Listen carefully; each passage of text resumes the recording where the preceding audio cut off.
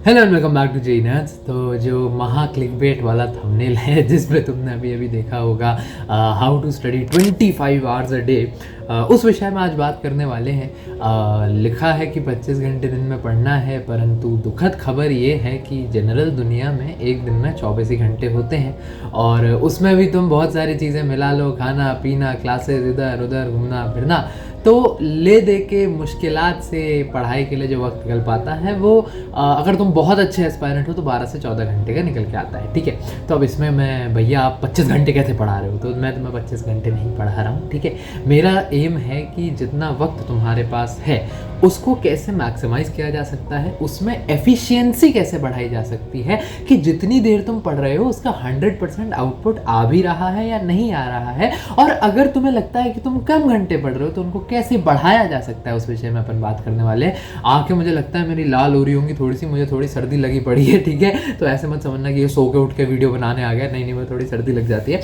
बहरहाल, तो इसी के साथ अपन वीडियो को स्टार्ट करते हैं। तो सबसे पहली चीज़, सबसे पहला पॉइंटर मुझे लगता है, एक बात जो तुम लोग को जाननी चाहिए कि go slow but be consistent. कोई दिक्कत नहीं है अगर तुम लोग ऐसा है कि रोज 14 घंटे या पहले ही दिन में 16 घंटे नहीं पढ़ रहे हो, इट्स ओके, लेकिन क्या तुम रोज 8 घंटे पढ़ रहे हो? देखो, दो चीज़ें होती है, एक होता है मोटिवेशन, एक होता है डिसिप्लिन। मोटिवेशन बहुत ही ओवर रेटेड चीज़ है और डिसिप्लिन बहुत ही अंडर रेटेड चीज़ है। मैं अभी ये वीडियो बना रहा हूँ, इसको देखोगे तुम मोटिवेट हो जाओगे, आज जाके 14 घंटे 16 घंटे पढ़ लोगे, पूरा दिन खींच दोगे, पागलों जैसे पढ़ोगे।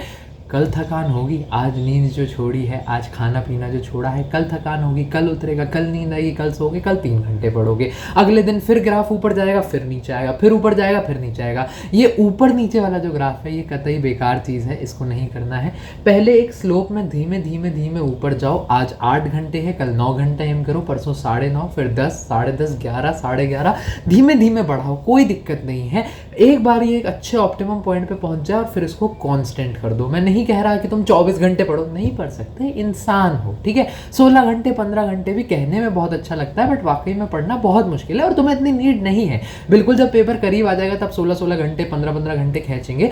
अभी अगर तुम दिन में 10 से 12 घंटे भी निकाल रहे हो पढ़ाई के, दैट इज इनफ। बट हाँ, वो अपने को कांस्टेंट रखना है, वो अपने को रोज करना है। वो ग्राफ जो है तुम्हारा डे वर्सेस आवर्स का जो ग्राफ है कि रोज कब मैं कितने घंटे पढ़ रहा हूँ, वो कांस्टेंट 12 घंटे पे अटक जाना चाहिए, नीचे नहीं आना चाहिए। ठीक है, दूसरी चीज जिस विषय में मैं तुम लोगों से बात करना चाहता हूँ, time invested is not time wasted. मुझे अक्सर ऐसा लगता था कि मैंने मैथमेटिक्स मुझे मुश्किल लगती है, ठीक है, आज भी लगती है, तो मुझे ऐसा लगता था कि 2 घंटे में मुझसे सिर्फ 10 सवाल हुए, शिट यार, 2 घंटे में मुझसे सिर्फ 8 सवाल हुए, शिट, टाइम वेस्ट हो गया, टाइम वेस्ट हो गया, टाइम वेस्ट हो गया। और फिर वही कि मैं पढ़ नहीं रहा हूँ, मेरे वॉच आवर्स, ये वॉच आवर्स कह रहा हूँ, उससे वॉच यूट्यूब में मेरे स्टडी आवर्स सही नहीं है, मैं पढ़ नहीं पा रहा हूँ, ऐसा नहीं है।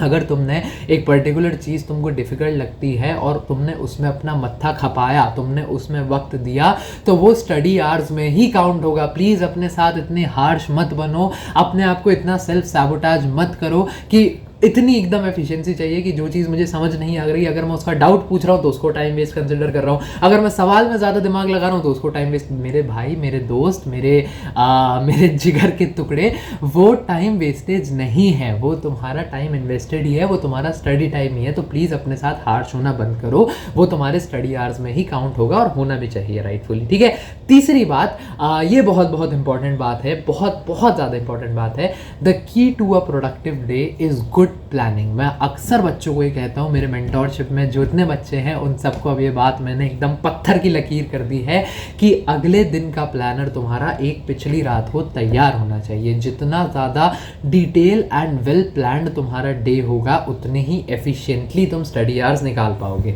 कहने का क्या तात्पर्य है, पिछली रात को सोने से पहले एक, मैं लेकर भी आया हूँ, उलबाओ, एक कलम उठाओ और एक कॉपी का आखिरी पन्ना उठाओ। अगर तुम्हारे पास कोई छोटी कॉपी है तो छोटी कॉपी उठा लो और लिखो, 9 बजे से 10 बजे तक मैं ये काम करूँगा, 10 से 11 मैं ये प्रैक्टिस करूँगा, 11 से 12 मैं इतने सवाल का टारगेट है, नहीं हुआ कोई बात नहीं, लेकिन मैं उठूँगा नहीं, मैं गिव अप नहीं करूँगा। ठीक है, 12 से 1 ये काम, 1 से 2 मैं लंच कर लूँगा, इंसान हूँ, खाना खाना इंपॉर्टेंट है। ठीक है, 2 से 3 मैं फिर ये पढ़ूंगा, 3 से 4 मैं ब्रेक ले लूँगा, या 1 घंटे का तो नहीं, बट हाँ, you get the feel of it, right.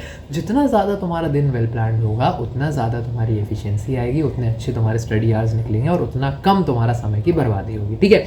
अगली बात, चौथी बात जो बहुत ज़्यादा इंपॉर्टेंट है, सेल्फ रिफ्लेक्शन। हमें लगता है कि ये तो बुढ़े लोगों की चीज़ है, ये तो बड़े लोगों की चीज़ है, सेल्फ रिफ्लेक्ट ये तो मैनेजर लेवल के लोग, कुछ भी नहीं करना है। सेल्फ रिफ्लेक्शन कोई बहुत बड़ा, मैं तुम्हें योगी आदित्य योगी नहीं बना रहा हूँ, थोड़ी पॉलिटिकल निकल जाता हूँ, मैं तुम्हें कोई ऐसे योगी नहीं बना रहा हूँ या साधु बाबा नहीं बना रहा हूँ।